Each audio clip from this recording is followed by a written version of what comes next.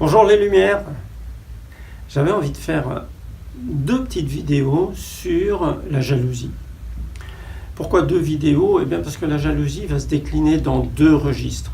Il y a la jalousie où vous avez tendance à jalouser les objets que quelqu'un possède, et puis la jalousie amoureuse. Aujourd'hui, parlons de la jalousie à propos des objets. Vous êtes jaloux parce que votre voisin a une belle voiture, une grande maison, parce que quelqu'un que vous connaissez va dans des grands hôtels. Vous avez des espèces d'envies qui sont non assouvies. Et en fait, c'est exactement ça. La jalousie est une émotion qui est une autre émotion dénaturée. La jalousie, c'est de l'envie dénaturée. Vous n'avez pas écouté vos envies à un moment donné, ou vos envies n'ont pas été assouvies. L'envie, c'est une émotion qui vous dit « grandis », va de l'avant. Vous savez, c'est la petite fille qui a envie de grandir pour pouvoir elle-même ouvrir la porte ou appuyer sur le bouton numéro 6 de l'ascenseur. C'est ça l'envie. C'est quelque chose qui vous pousse en avant. Et lorsque l'envie n'est pas assouvie, lorsque l'envie n'est pas écoutée finalement, eh bien elle va se dénaturer, c'est-à-dire qu'il va y avoir une transformation en émotion négative qui donc va vous dire « bouge tes fesses », comme toutes les émotions négatives, fais quelque chose, tu es dans une situation indésirable. Et dans une situation indésirable, tu acceptes, tu améliores ou tu quittes. Comme vous ne faites aucune des trois, il y a de la plainte qui se met en route.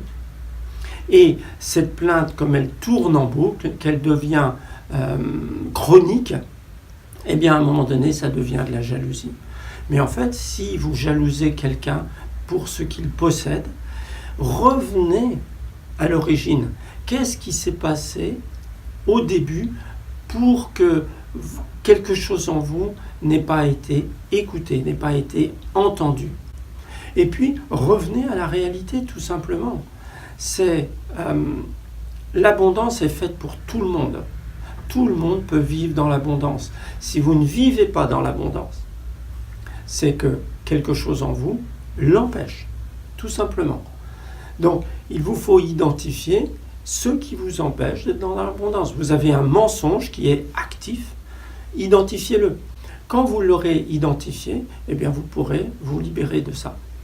Évidemment, ce mensonge, généralement, il est relié à l'un de vos parents.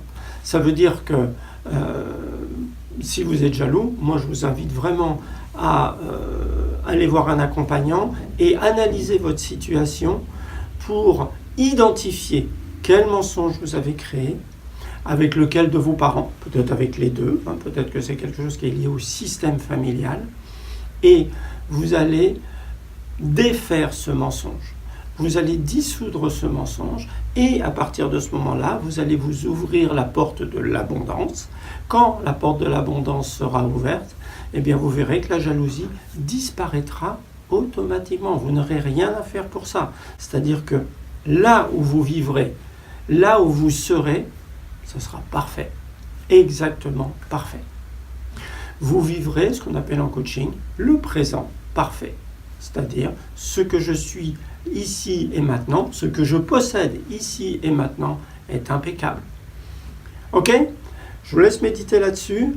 On se retrouve tout bientôt pour une autre vidéo sur la jalousie amoureuse.